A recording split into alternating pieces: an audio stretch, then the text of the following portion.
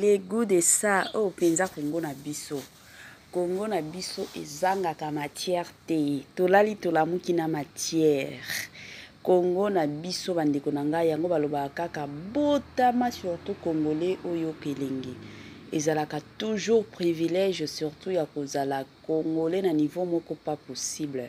Salut cher Bouchou, salut cher abonné, salut cher connaissance, salut surtout les amis de Étoile Lune Inès TV. J'espère que vous allez bien. Quant à moi, je suis bel et bien, super bien par la grâce de Dieu. Cher Bouchou, cher abonné et cher connaissance, yalelo vraiment toye na couple na biso, le couple du moment, ba nouveaux parents, na niveau moko pas possible. Nini ekomeli ser osini après kolakisa mwana bande konanga makambo eza ya somwawa. Makambo eza penza ya koyinda, makambo eza penza ya kobeba na système moko pas possible. Avant tokota na mwa makambo na biso ya lelo, kan ndenge tokendaka nango ekozala bien nanu to ya kosensibiliser batu o nyonso baza nanu batu ya sika. Batu o bakoti na chaîne na biso sika kan ndenge ezalaka. Alors toye encourager bino si c'est la toute première fois ya ko visiter chaîne na biso, je vous prierai surtout de vous abonner massivement. Abonnez-vous. Cliquez aussi sur la cloche de notification pour surtout recevoir les nouveautés de notre chaîne. Aimez la vidéo, la famille, commentez et partagez. Et que ça la biso oyo penza tolobaka na biso chaque jour tokos makasi. Bande konanga kandenge na lobaka ezalaka bien soki ozolandaka Étoile Inès TV zala na yo ya kovanda nga na boya kananga ozolanda biso et puis eko makeno yango na bando landa ye yango na kweyaki yango na salaki boye na boya kananga yango na sengaka toujours na batu soki ozolandaka nga en tout cas zala ya kovanda zwa penza kiti na yo vanda. Tia moi mai na yo pembeni, tia moi jus na yo pembeni, tia moi sucre na yo pembeni. Kote mosusu ka ndenge tokendaka ezo dépendre ka na air oyo kolanda Étoile Inès TV.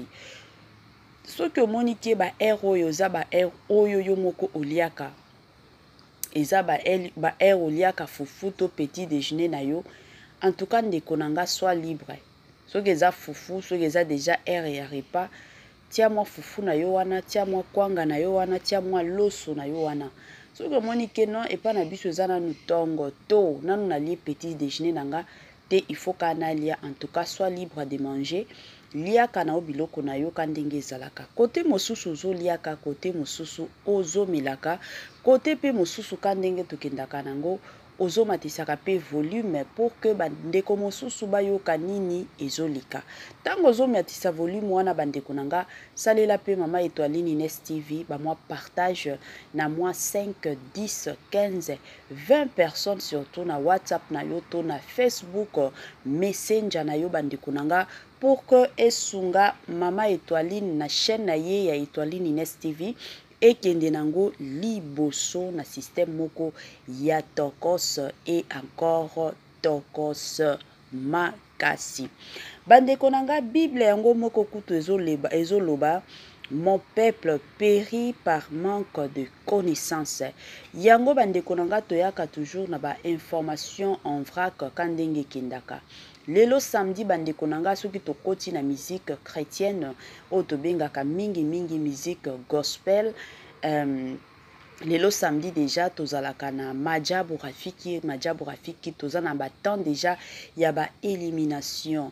Alors tosengi na bino kandenge zalaka 21h nde ilikaka bandeko nanga en direct.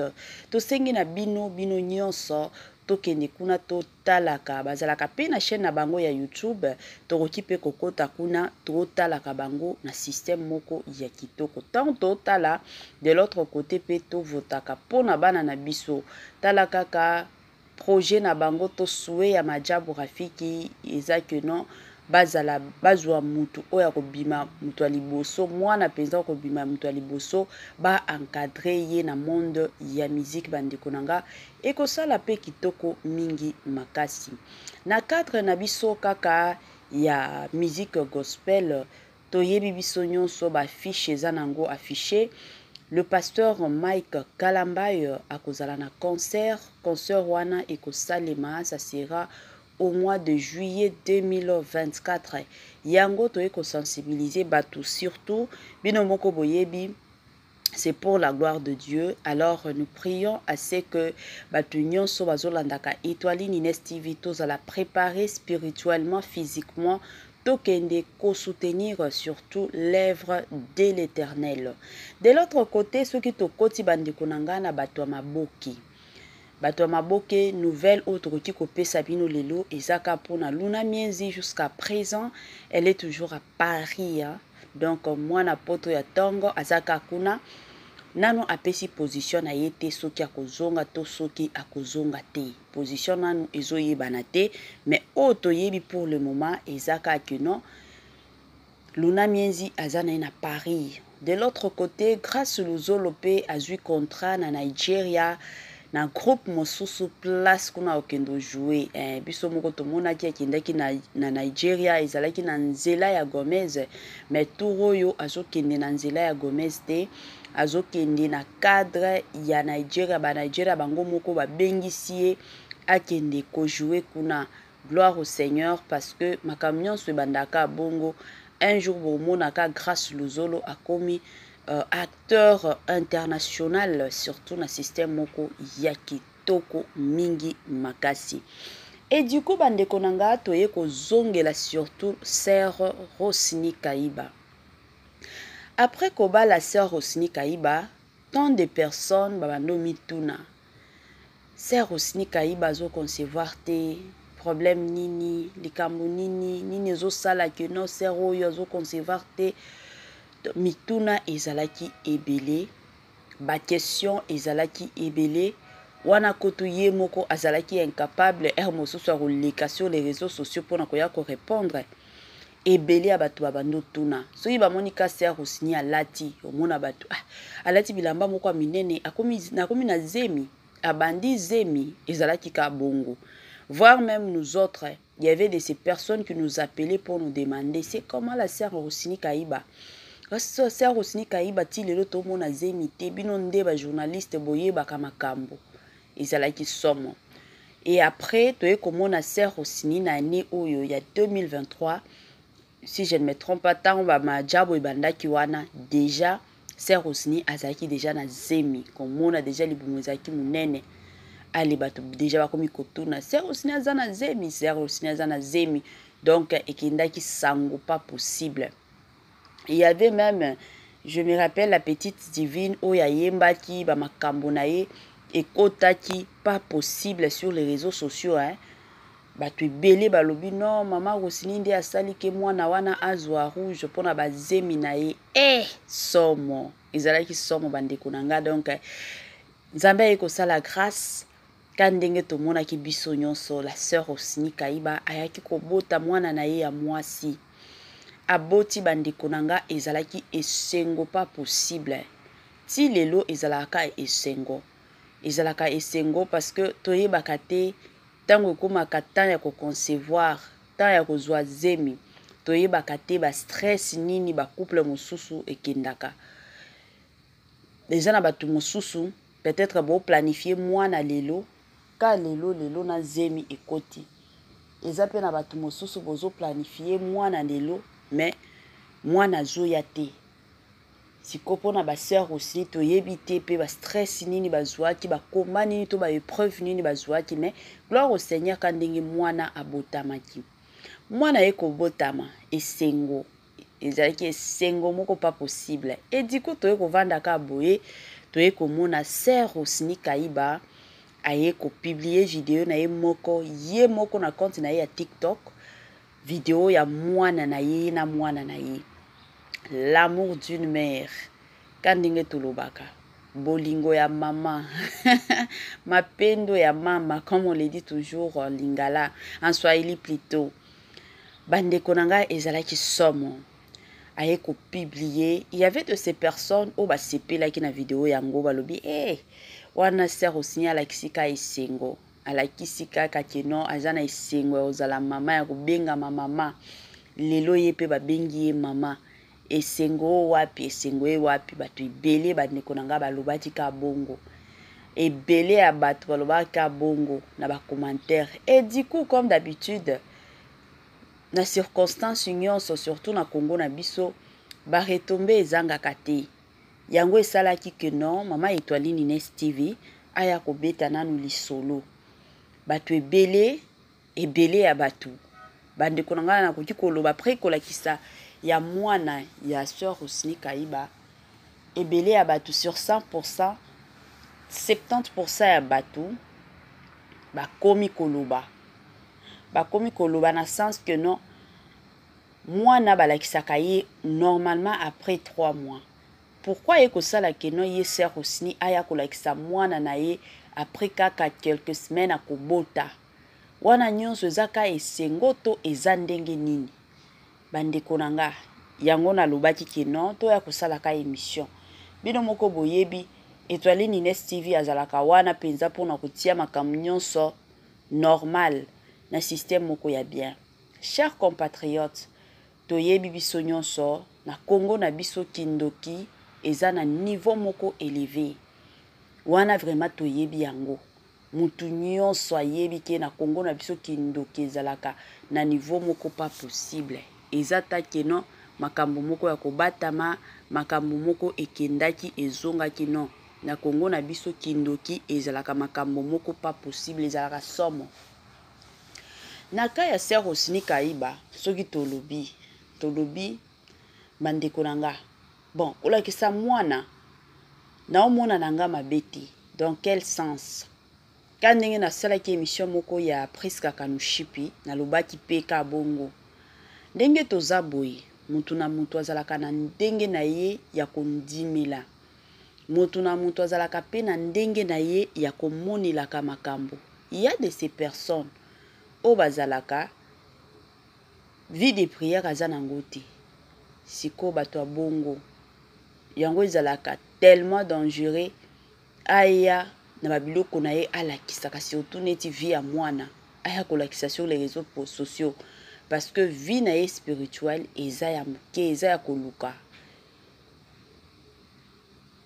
eza ya kobunda ce genre de personnes c'est tout à fait normal abanga kolakisaka mwana mais il y a aussi de ces personnes comme la sœur Rosny Kayiba elle est une servante de Dieu elle prie pas possible elle prie la famille pas possible akotaka na bamozindo ya ba prière moko pas possible et surtout kolanda pe témoignage ya sœur Rosny Kayiba za mwasi moko aleka na ba épreuve ebele ba épreuve wana esi eteya ye makambo ebele soki bomoni mutu lelo neti sœur Rosny Kayiba aye kolakisa mwana na ye sur les réseaux sociaux ayebi place atelemi na nzambe na ye ayebi niveau ya kondima na ye parce que soki peut-être dans sa vie nanu akutana na ba épreuve te to nanu akutana na ba bitumba te bandeko na nga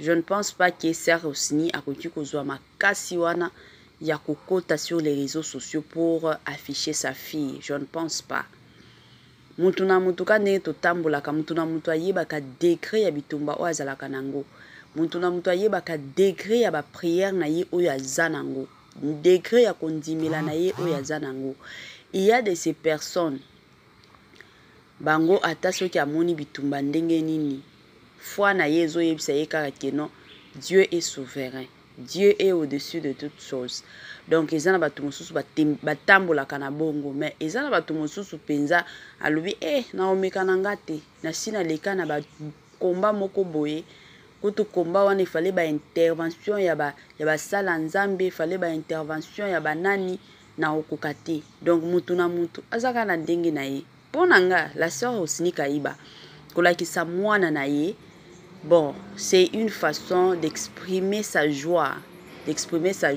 comme je l'ai toujours dit nayebi te sœur Rosny Kayiba na mobali na ye papa Francis Muteba nayebi te ba épreuve nini baleka pour que sœur Rosny aya ko concevoir nayebi te bandeko na nga mais kotala boye baza bato moko pe baleka penza na baépreuve mpona koconcevoir.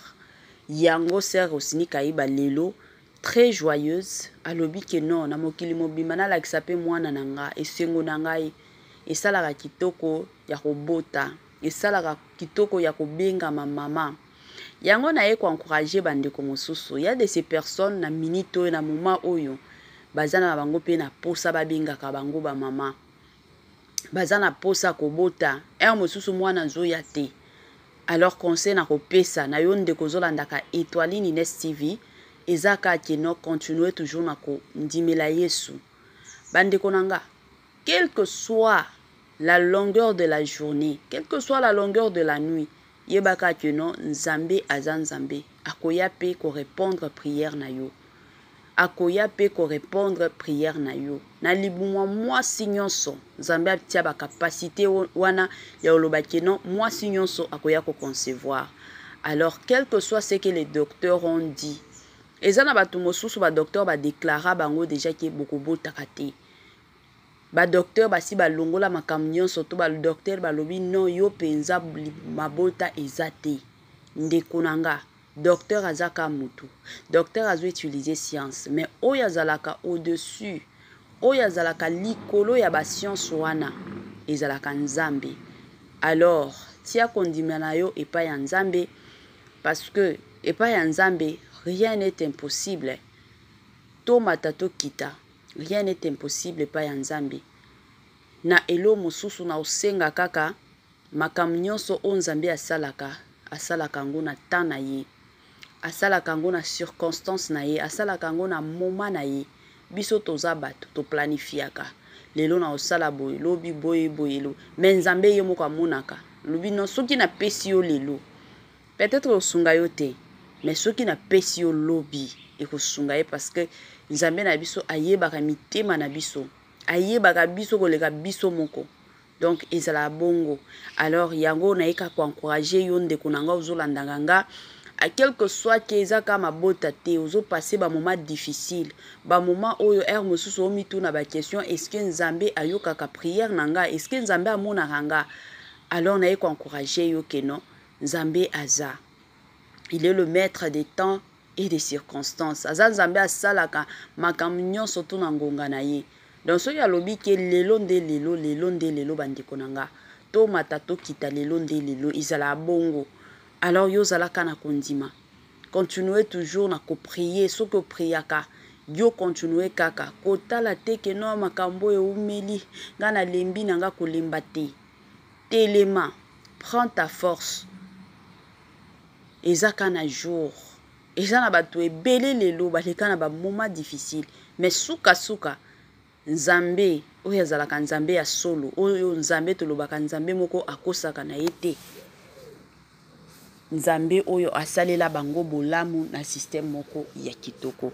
Bandeko na ngai yango partage ya moke kaka na ningaki na yebisa bino Sœur Rosini kolakisa mwana na ye ba retombe eza nango ebele. Yango motuna na ngaka ya suka na otuna, est-ce que selon bino bolandaka Étoiline Ines TV, Sœur Rosini Kayiba asali mabeto asali malamu pona koya kolakisaka mwana na ye? Ba commentaire na bino kandenge to salaka, boki ko salaka ba commentaire na bino to zalaka na posa ya ba avis na bino bandeko nanga na système moko ya tokos makasi. Bandeko nanga tokomi na biso na mwa suka penza ya partage na biso ya lelo.